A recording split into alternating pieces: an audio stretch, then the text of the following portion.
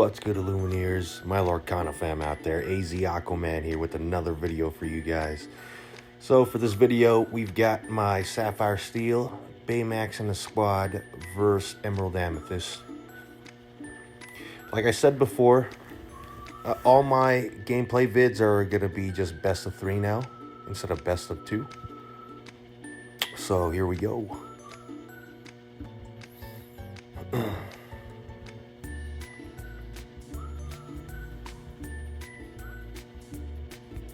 So it looks like I put back 4 cards.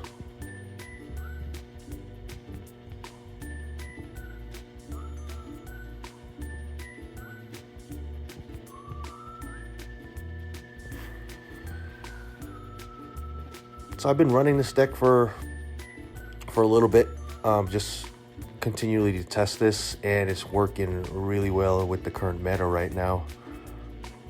So I'm on the play here, and I inked a Robin Hood. I inked a Captain Hook and played a Popsicle, and she plays a Cogsworth on her turn.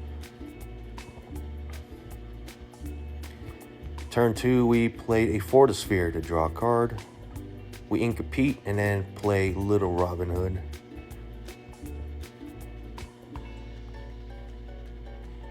And she plays Ursula. No songs, but we do have Big Robin Hood in hand.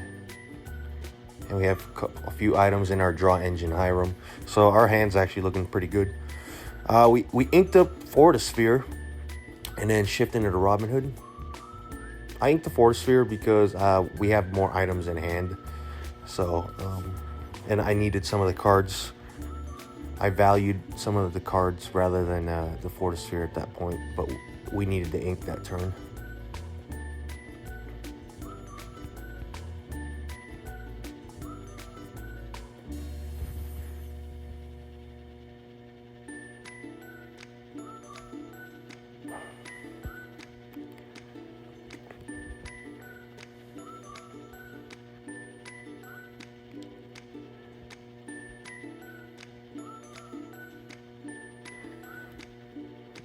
Wow, we inked another item card here. So we inked another Fortisphere to play Hiram to draw.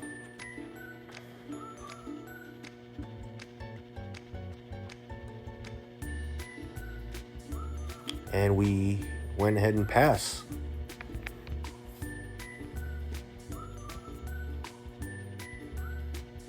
Oh wow, so we lost the strength, but we do have 2 more Popsicles. No wonder why we're inking these item cards. And then Fox is going to go quest, and then gets bounced by Snake. Score is 3-2. She's up. So we tie game now. We quested and popped the Popsicle to draw 2 cards.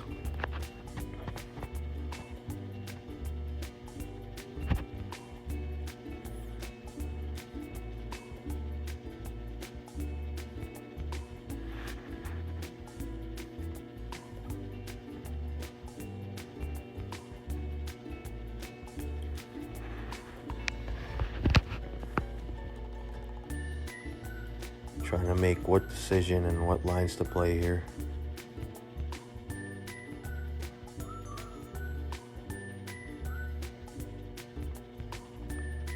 So we go ahead and ink Mr. Shmee to play Baymax, and then heal out the Robin Hood, and then gain lures for that one as well.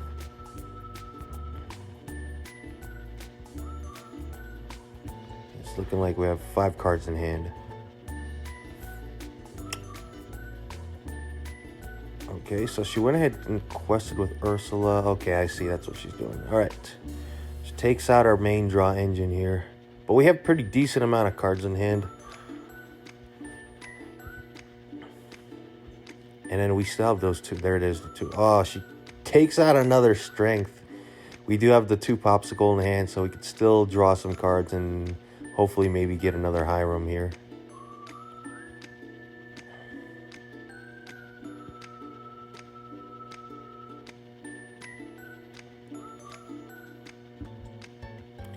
So we do play the Popsicle, and we did get the Hiram. Ink the Shmee, play another popsicle to draw.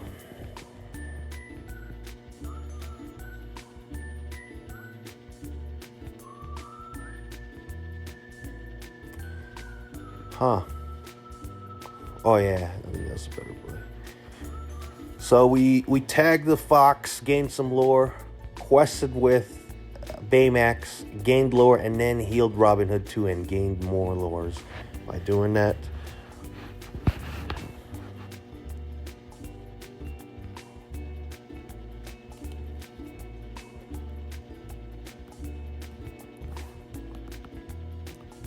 She quests for 2. Plays another fox. That's okay, we get to draw from that.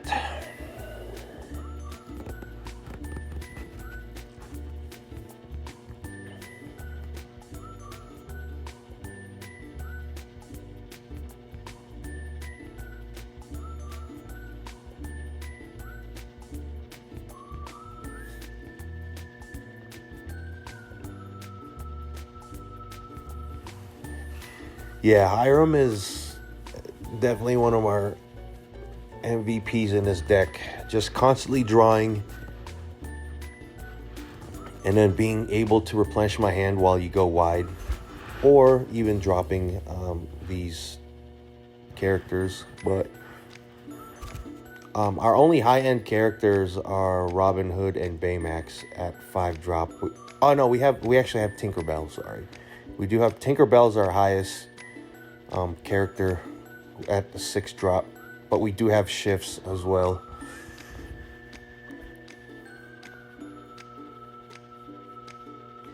And she scoops it up there. All right, game 2, and she's gonna start this one off. Yeah, Baymax puts in work. So does Tadashi.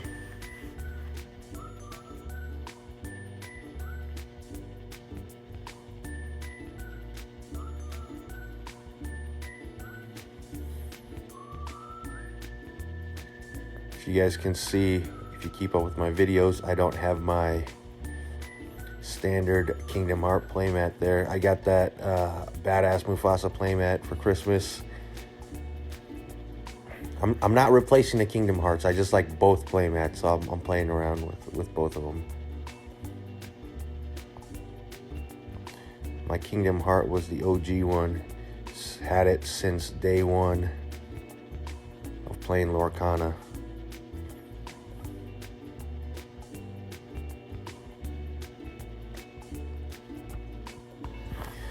All right, here we go.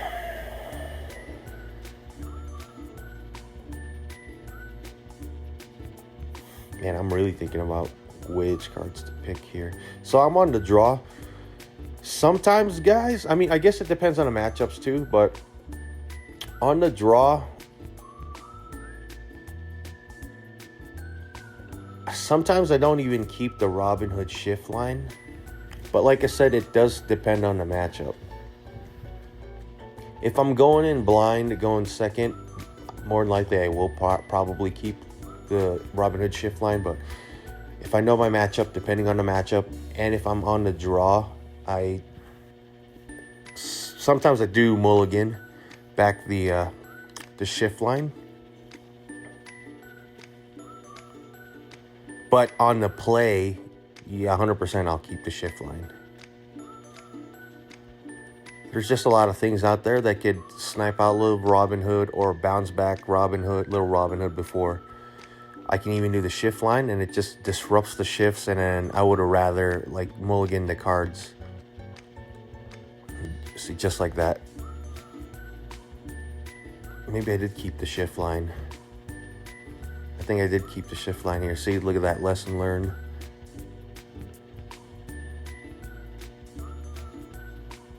But, I mean, I guess, like I said, it really depends on the situation, I guess. So we do have the Tinkerbell, though. That is Big Tinkerbell's shift line target right there. So we could have a Big Tink on turn 4. So maybe we had two shift lines. But to find out here.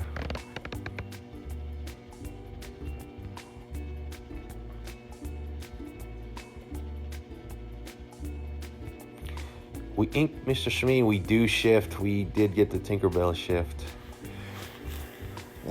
It's brutal when we drop Tinkerbell turn 4 for the opponent. And we're going to go ahead and just snipe out the Bonsai there.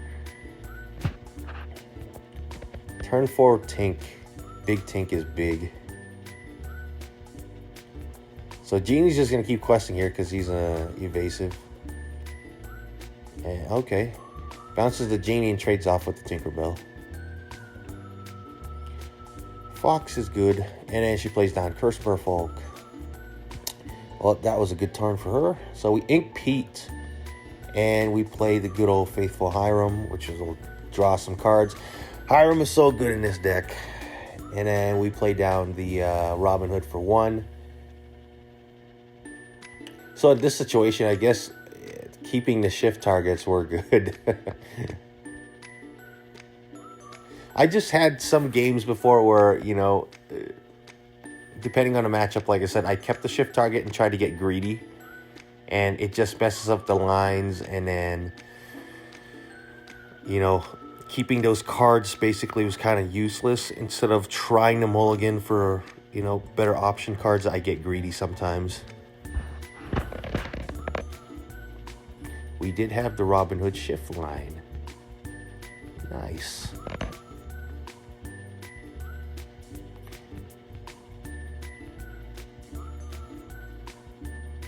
I'm wondering why I wonder why I didn't quest with Hiram first before challenging with Robin Hood to try to get more cards.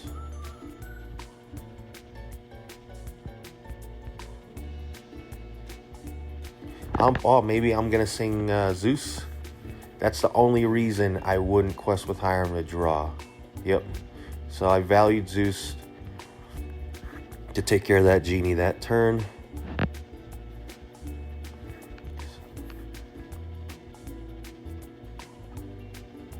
So we have 2 cards in hand. I think I actually like that play I just made. I would have rather gotten rid of that. Yep. Good thing I did. Good thing I did. Well, now we can use Hiram to draw.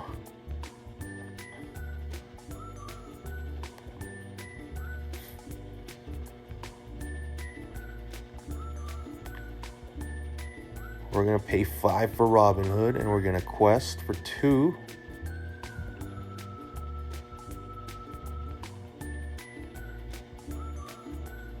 All right, and can put in another item on board.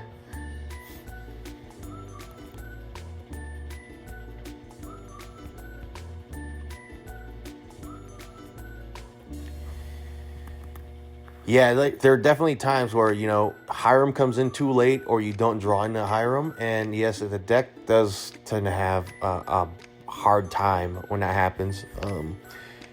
It doesn't mean you're going to lose. It's just a tougher time for us. Hiram really makes this deck run really smooth.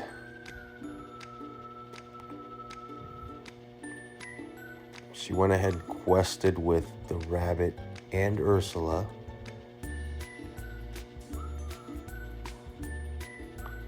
And Clarabelle activates at the end of turn. So she drops her hand, inks, and then now she's just drawing cards with Clarabelle now. So Calhoun takes out Ursula, and then Robin Hood takes out the Rabbit. And then we play Baymax to heal Robin Hood. Wow. Baymax putting in work. And then we quest and then grab 2 more cards. This is looking good for us. We must have a lot of Hirams in hand for me to ink that.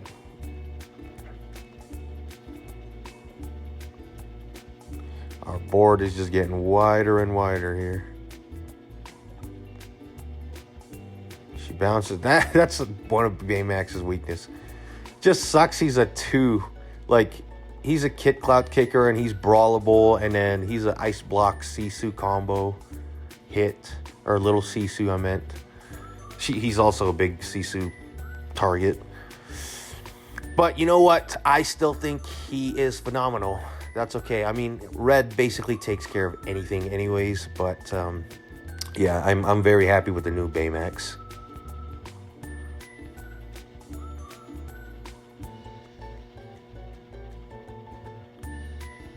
goes ahead and takes care of that. And then I believe she's just dropping more cards here, so she can utilize Clarabelle's ability at the end of her turn to draw more cards. Wow, 1, 2, 3, 4. She draws 4.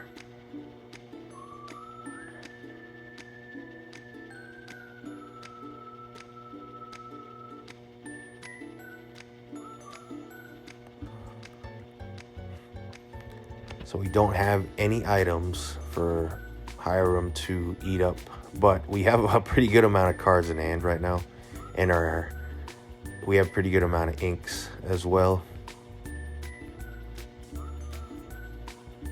So ink another Hiram, which is, I guess it's fine. We don't have any items.